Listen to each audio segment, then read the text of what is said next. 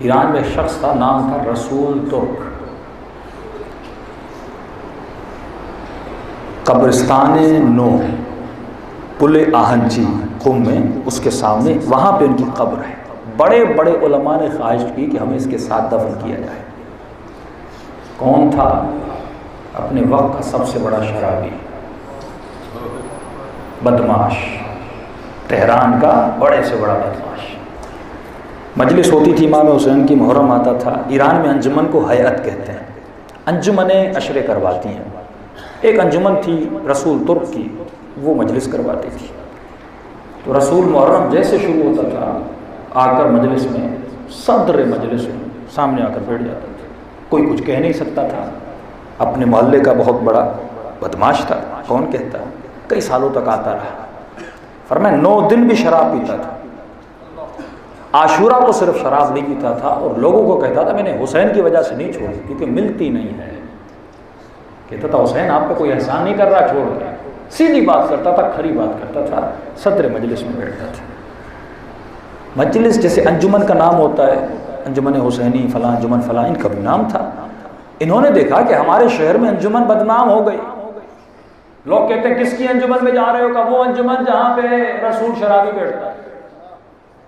کہ انجمن بدنام ہو رہی ہے، ہماری انجمن شرابی کے نام سے مشہور ہو رہی ہے۔ تو انہوں نے کہا آج کے بعد کہیں گے مجلس میں نہ آیا کرو، ہماری انجمن بدنام ہو رہی ہے۔ جب یہ کافی سال گزرے، برداشت نہ ہوا کہ جیسے آ کے بیٹھا، انہوں نے اشارہ کیا کہ باہر آ۔ رسول باہر گیا۔ انہوں نے کہا دیکھو ہم نہیں چاہتے کہ آپ ہماری انجمن میں آؤ، مجلس حسین میں آؤ۔ کہا کیوں؟ کہا کیوں آپ کے آنے سے مجلس بدنام ہو جاتی ہے۔ حسین کے نام والی مجلس آج مشہور ہو گئی، کس کی مجلس میں جا رہے ہو؟ کیونکہ مشہور آدمی تھا فلاں شرابی ہے جو رسول ترک جس انجمن میں بیٹھتا اس انجمن میں جا رہے ہیں۔ کہ آج کے بعد نہیں آنا، مجلس بدنام ہو رہی ہے۔ رسول ترک ایک جملہ کہا دیکھو ہوں گنہگار، اگر صدر مجلس میں نہیں بٹھاتے یہاں بالکل آخر میں بیٹھ لیتا ہوں، یہاں بیٹھ جاؤں گا۔ کہا نہیں ہم نہیں چاہتے۔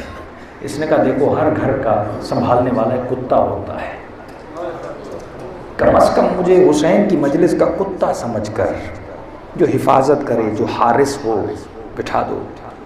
انہوں نے کہا کہ حسین کو تم جیسے کتے کی بھی ضرورت نہیں ہے۔ یہ کہا کہ رسول تو لڑ بھی سکتا تھا، مار بھی سکتا تھا، کہہ بھی سکتا تھا تمہارے کہنے سے تھوڑی ہوتا ہے مجلس میں بیٹھوں گا، لیکن احترام کیا، باہر چلا گیا۔ کہ سیدھا گھر گیا۔ خود رسول کہتا ہے میں نے گھر کا دروازہ بند کیا، 9 دن گھر سے نہیں نکلا۔ رو رہا تھا کہ ہاں مولا میں شرابی ہوں، میں تو سمجھتا تھا کہ آپ ہر کسی کو بلاتے ہیں، انہوں نے آپ کی مجلس سے مجھے نکال دیا۔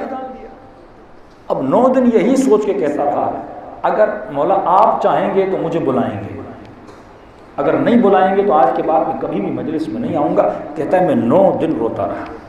صبح عاشور ہوئی، میرے دروازے پہ دستک ہوئی، دروازہ کھولا، انجمن کے 9 لوگ دروازے پہ کھڑے تھے، جو ہیڈ آف انجمنس تھے وہ کھڑے تھے۔ جیسے میں نے دیکھا انہوں نے کہا رسول جب تک تو نہیں آئے گا ہم تعزیہ نہیں نکالیں گے، تو آؤ تو ہم جلوس نکالیں۔ اس نے کہا کیا ہوا؟ مجلس سے نکالا، اب کہہ رہے ہو آؤ تو ہم جلوس نکالیں ورنہ نہیں نکالیں گے۔ کہ رسول ہم 9 کے 9 نے ایک ہی خواب دیکھا، 9 کے 9 نے ایک خواب دیکھا ہے، ایک دوسرے کو بتایا پھر تمہیں لینے آ رہے ہیں۔ کہ کیا خواب دیکھا؟ رسول 9 کے 9 سو رہے تھے، خواب کے عالم میں صبح عاشور کا منظر دیکھتے ہیں کہ ظالم امام حسین کے خیموں کی طرف حملہ کر رہے ہیں، خیموں کو جلانے کے لیے جا رہے ہیں۔ تو ہم نے خواب دیکھ رہے تھے اور ہم نے کہا جائیں، بی بی زینب کی چادر کو بچائیں، خیموں کو جلنے سے بچائیں۔ ہم دوڑے خیموں کی طرف، ہم نے دیکھا ان یزیدیوں کو ایک کتا بھگا رہا ہے۔ وہ خیمے کے قریب جاتے ہیں اور یہ بھگانے چلتا ہے، یہ خیمے کے قریب جاتے ہیں وہ بھگانے چلتا ہے۔ جب ہم نے قریب سے اس کتے کو دیکھا اس کا چہرہ تم جیسا تھا۔ اتنا کہنا تھا کہ رسول ترک اپنا سر گھر کے دروازے پہ مار کے رونے لگا، مولا مجھ جیسے شرابی کو آپ نے کتے بننے کی بھی قابلیت دی کہ آپ کے خیموں کی میں حفاظت کروں۔ کہتے ہیں اس دن کے بعد 28 سال تک رسول ترک کی نماز شب قضا نہیں ہوئی۔ دعائے ندبہ قضانی. آغائے کافی کہتے ہیں کہ دعائے ندبہ ہوتی تھی, سب لوگ چلے جاتے تھے لیکن رسول ترک روتا رہتا تھا کہ رسول دعا ختم ہو گئی کیوں نہیں جاتا.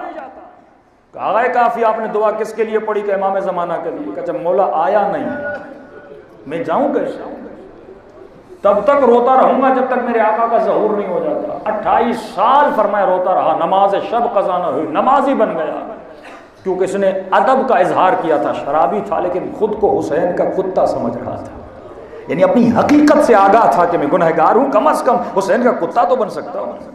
اور امام نے کہا تم نے یہ ادب کیا, اور امام نے اسے اپنا مقام دکھایا. شرابی تھا, گنہگار تھا, لیکن ایسا نیک بن گیا رسول.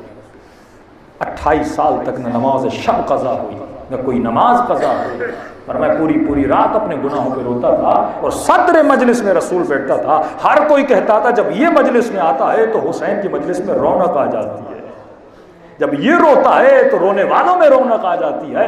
ایسا اس کا کردار بن گیا. فرمایا آخری زندگی کا 1 ہفتہ بچا, اس نے اپنے ساتھیوں کو کہا مجھے لگتا ہے اس ہفتے میں مر جاؤں گا, لیکن میرا جنازہ تہران میں نہیں قم 9 کے قبرستان میں دفن کر گیا. وصیت کی, کہتے جیسے یہ مرا اس کو غسل و کفن دیا, اور کب کیونکہ وصیت تھی اس کو لے گئے قم 9 کے قبرستان میں, لیکن وہاں معلوم کیا کہ وہاں پہ تو کوئی قبر نہیں ہے, ساری بک ہو گئی ہے. ایرانی قبریں خریدتے ہیں, اپنی زندگی میں خریدتے ہیں, بہت اچھی رسم ہے. انسان کو اگر اسلام آباد میں گھر خریدتے ہو تو جہاں پہ ہمیشہ کے لیے تمہارا جسم کو سونا ہے وہ گھر بھی تو لے لو کہ کہاں پہ دفن ہونا ہے. مومن کہتا نہیں مولانا ڈر لگتا ہے, یعنی حقیقت جو تمہاری ہے جہاں پہ تمہیں اس جسم کو ہمیشہ کے لیے لیٹنا ہے, مٹی مل جانا ہے, وہ گھر تو اپنے لیے لے لو. کم از کم 1 ہفتے میں جا کر وہاں دعائے کمیل پڑھا کرو, اپنی قبر پر 2 رکعت نماز پڑھا کرو تاکہ یاد رہے اس مٹی میں ملنا ہے. کہ جیسے وہاں پہنچے گا ساری قبریں خرید لی گئی ہیں, کوئی قبر خالی نہیں ہے. کہ اس کی وصیت تھی, جانتے تھے اللہ کا نیک بندہ تھا. کہ جیسے قم 9 کے قبرستان پہ پہنچے, اس قبرستان پہ ایک جوان کھڑا تھا.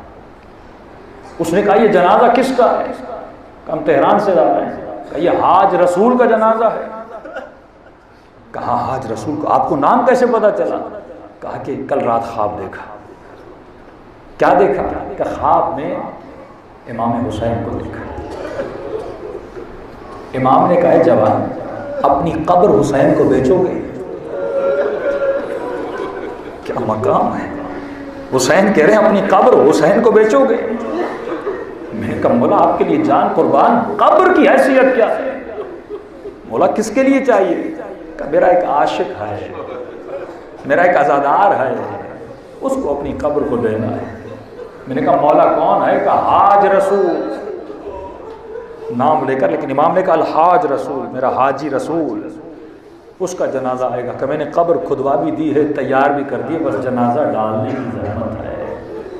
یہ وہ بندگان خدا ہیں, گنہگار تھے لیکن دل میں جب توبہ کر لی, اپنے عمل سے پشیمان ہوئے, تو امام نے کتنی عطا کی. جس کا استقبال حسین کریں وہ گنہگار بھی اور بن جاتا ہے.